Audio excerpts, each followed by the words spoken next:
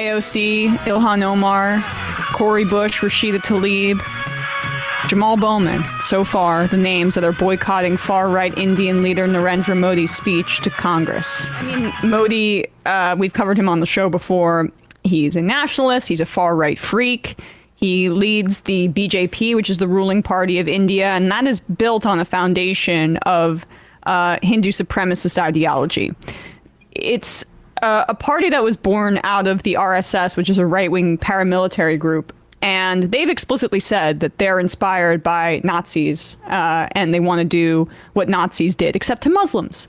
And Modi has presided over anti-Muslim actions in his time as prime minister. And even before that, when he was the chief minister of Gujarat, which is a state within India, he basically put this ideology into practice and played a role in allowing for the slaughter of thousands of Muslims within his state by basically doing nothing and allowing it to happen. And for his actions, he was banned from the United States for 9-10 years until he became the prime minister. He's an extremist. And the reason that the United States is cozying up to him now is because the Biden administration and all of Washington, frankly, is hyperventilating about about China's supremacy. So they want to foster a relationship with the most populous nation on the planet, regardless of his extremist politics. Yeah, joining him to fight authoritarianism. Yeah, and I saw Lloyd Austin did some press conference where he said that we know that India is committed to free commerce or something to that effect, like us. I mean, nice. Well, then I'm cool with this. Say no more. This is a segment from Mehdi Hasan's show last year that I thought was really good, where he does a deep dive into the BJP, Narendra Modi, the RSS, and fleshes out a lot of what I hinted at earlier. Yeah, all good. Again, this is last year, but it helps contextualize why the squad and others are not attending the speech. Is how politically successful they've been.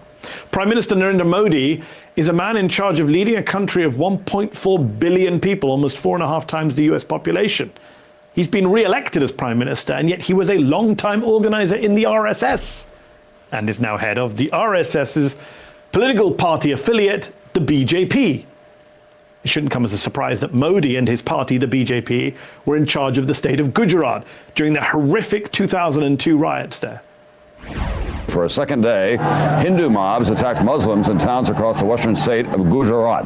Despite shoot-to-kill orders issued to police in one village, Hindus set fire to Muslim homes, killing 30 people. Witnesses say the police stood by and watched as crowds burned Muslim-owned stores, hotels, and restaurants. In one village, 27 Muslims died when angry mobs set their homes on fire. In another village, 7 Muslims were burned to death in a bakery. It's estimated that between 1,000 to 2,000 people were killed in Gujarat, the vast majority of them Muslims. Many Muslim women were even raped. Western researchers have called it a one-sided systemic pogrom backed by the BJP. Human rights groups, both Indian and international, also say Modi and his local government were complicit. Some even say the riots might have been premeditated. Even the US government seemed to recognize Modi's culpability at the time, banning him from coming to the United States. Until, of course, he became prime minister in 2014. And then, well, we were pretty much buddies again. Barack Obama even wrote Modi's 2015 Time 100 article, calling him a reformer-in-chief.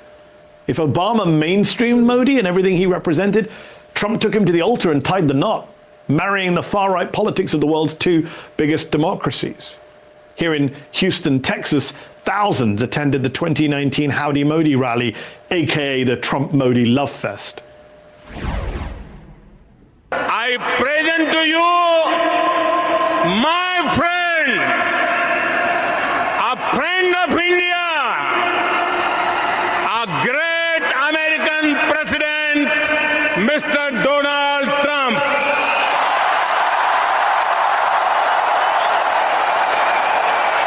Prime Minister Minister Modi is doing a truly exceptional job for India and for all of the Indian people. For all of the Indian people? For all of them?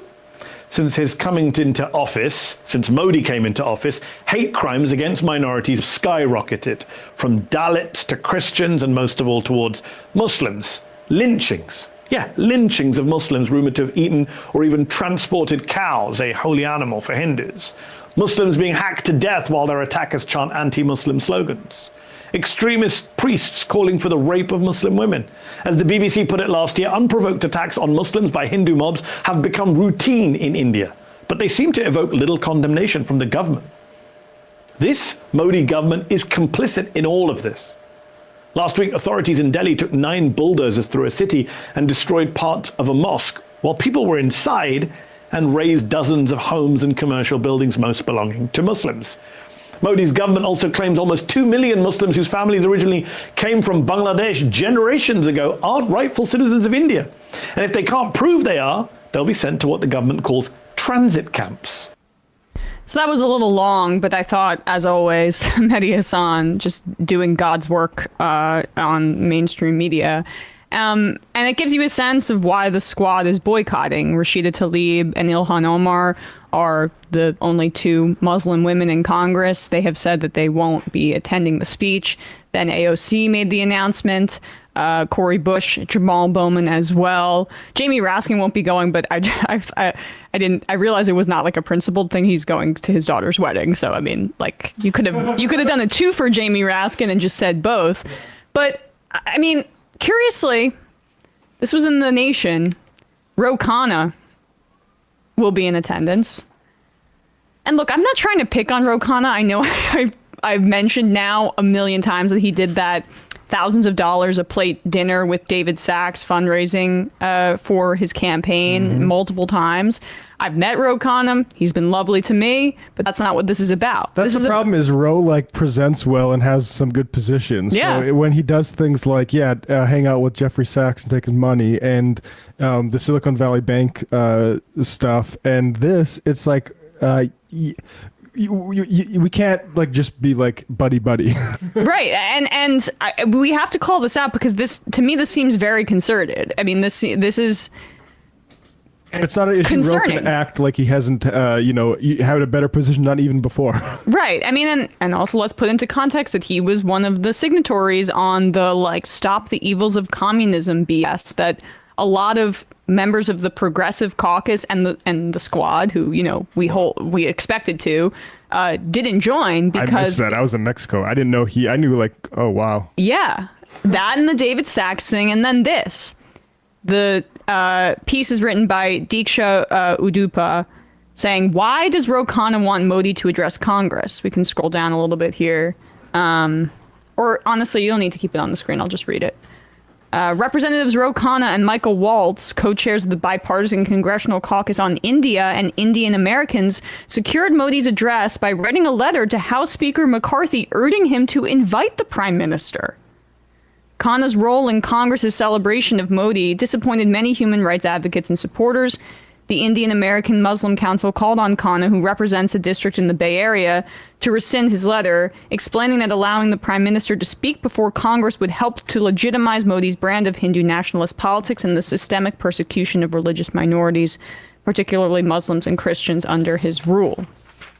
In 2019, Khanna called for rejecting Hindu nationalism, tweeting, "It's the duty of every American politician of Hindu faith to stand for pluralism, reject Hindutva. I'm not sure. Yep. Yeah, that's the ideology of Hindu nationalism, basically. And speak for equal rights for Hindus, Muslims, Sikhs, Buddhists, and Christians." Now, 4 years later, he has helped secure Modi's address to Congress. Khanna has publicly condemned Hindutva, a Hindu supremacist movement, but his congressional campaigns have also received more than $110,000 from individuals associated with Hindu nationalist groups since 2011.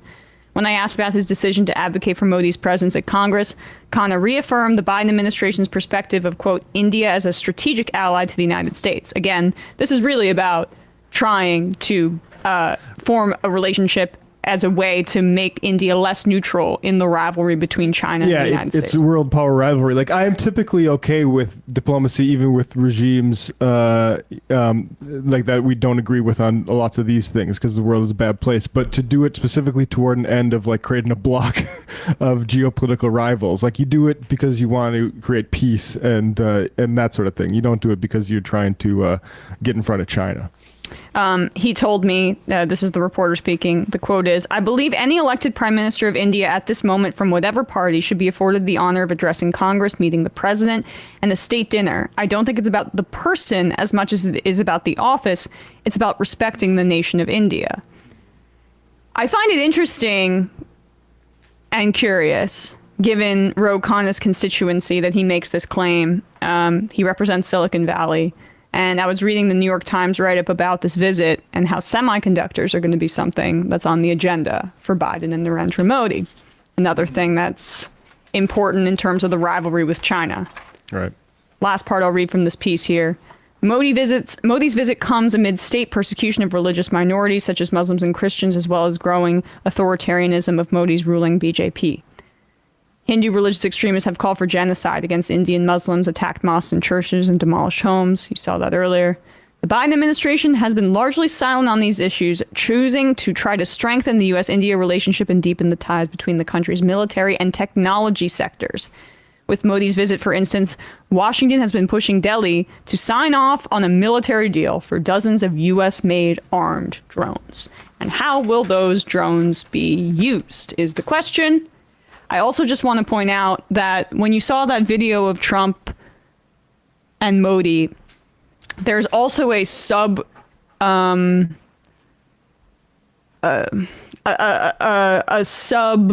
am I trying to think of? Theme here, which is a battle for the votes of the Indian diaspora in the United States.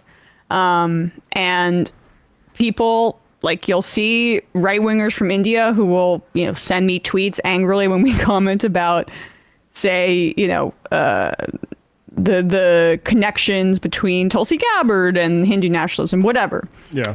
They'll point out that Modi is very popular. Well, sure, but that's because he's persecuting a minority of people. So majoritarianism doesn't mean that they're right. And I think that's important.